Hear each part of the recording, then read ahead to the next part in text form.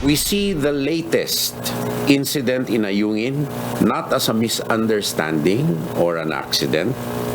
It is a deliberate act of the Chinese officialdom to prevent us from completing our mission.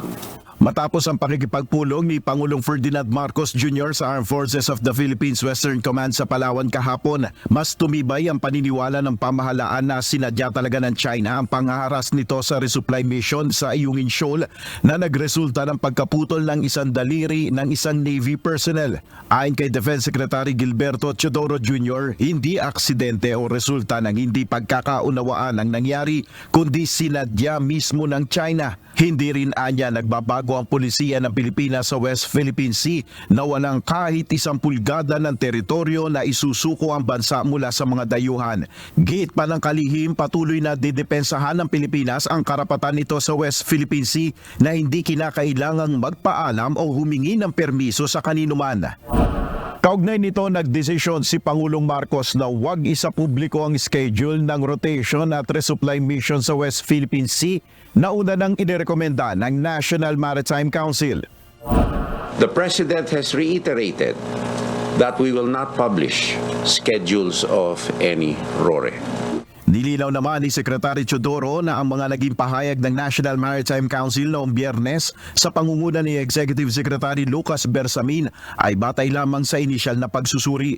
Una lang sinabi ni Secretary Bersamin na hindi nila itinuturing na arm attack ang nangyari base sa umiiral na international laws. That was a preliminary time. Wala namang nakikitang pangangailangan ng NSA upang i-convene ng Pangulo ang National Security Council o NSC upang resolbahin ang issue sa West Philippine Sea. Ang NSC ay kinabibilangan ng mga miyembro ng gabinete, kongreso, iba pang government officials, private citizens at maging ang mga dating Pangulo ng bansa. In fact, nag-convene na rin yung National Maritime Council and acting on the direction of the President. So at this moment, we are not recommending for the convening of the National Security Council.